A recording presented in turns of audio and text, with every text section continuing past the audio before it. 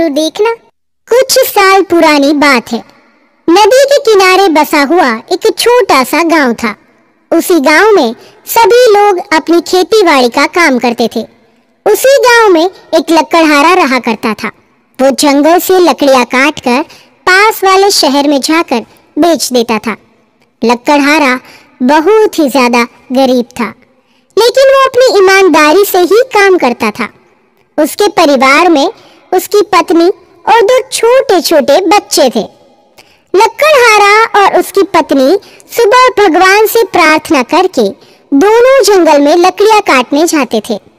एक दिन दोनों जंगल में लकड़ियां काटने जाते हैं, तभी उन्हें कोई सूखा पेड़ नहीं मिलता। तभी वो जंगल में आगे आगे चलते जाते हैं। तभी उन्हें नदी के किनारे एक सूखा पेड़ दिखता है। फिर दोनों उस पेड़ के पास जाते हैं और लकड़ियां काटना शुरू करते हैं। तभी अचानक लकड़हारे के हाथ से कुल्हाड़ी छूट जाती है और नदी में जाकर गिरती है। अब मैं क्या करूं? मेरे पास सिर्फ एक ही कुल्हाड़ी थी, वो भी पानी में गिर गई। अब मैं कैसे लकड़ियां काटूंगा? तभी वो लकड़हारा और उसकी पत्नी भगवान से प्रार्थना करने लगते हैं। हे भगवान, हमारी मदद करो। मेरे पास एक ही कुल्हाड़ी थी, वो भी पानी में गिर गई। अब मेरे परिवार का गुजरान कैसे करूंगा? ऐसे ही दोनों भगवान से प्रार्थना कर रहे थे। तभी अचानक देवी प्रकट होती है और कहती है, अरे बेटा, आप क्यों रो रहे हो? क्या परेशानी है, बताओ। मेरे पास सिर्फ एक ही कुल्हाड़ी थी, वो भी पानी में गिर गई। अब मैं उसे निकाल भी नहीं पा रहा हूँ और मेरे पास दूसरी कुल्हाड़ी भी नहीं है। कोई बात नहीं, चिंता मत करो, मैं आपकी कुल्हाड़ी निकाल देती हूँ। फिर देवी नदी में से उसे सोने की कुल्हाड़ी निकाल कर देते हैं। ये लो, आपकी कुल्हाड़ी।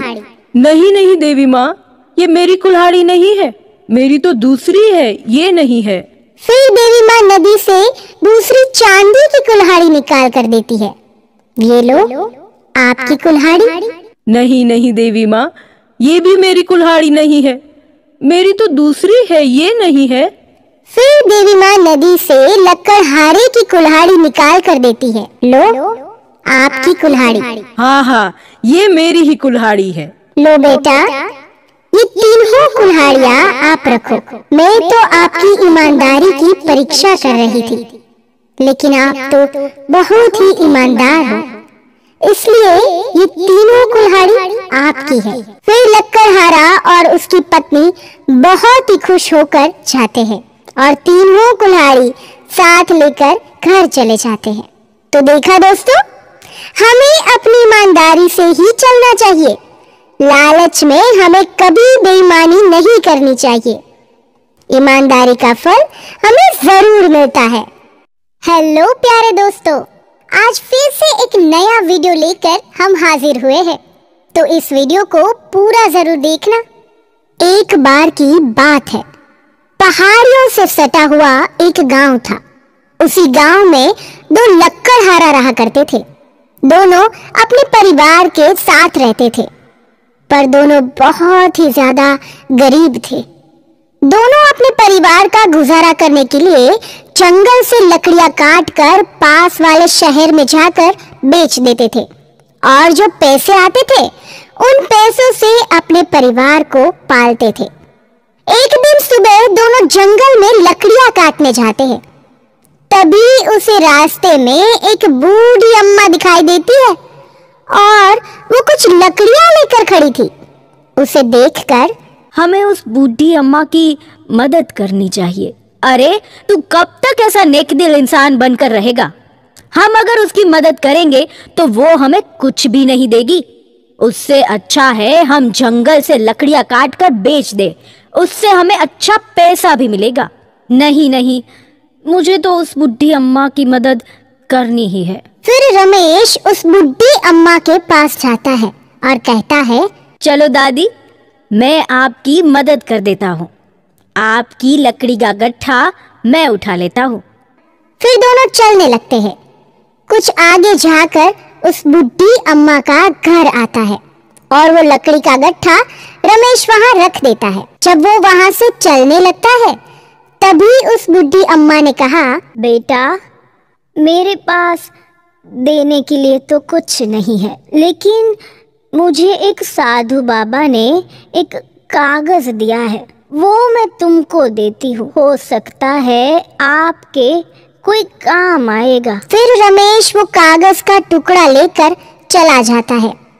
कुछ आगे चला तो उसे सुरेश आता हुआ दिखता है। फिर दोनों मिलते हैं। तूने बुढ़ी अम्मा की मदद करके क्या मिला?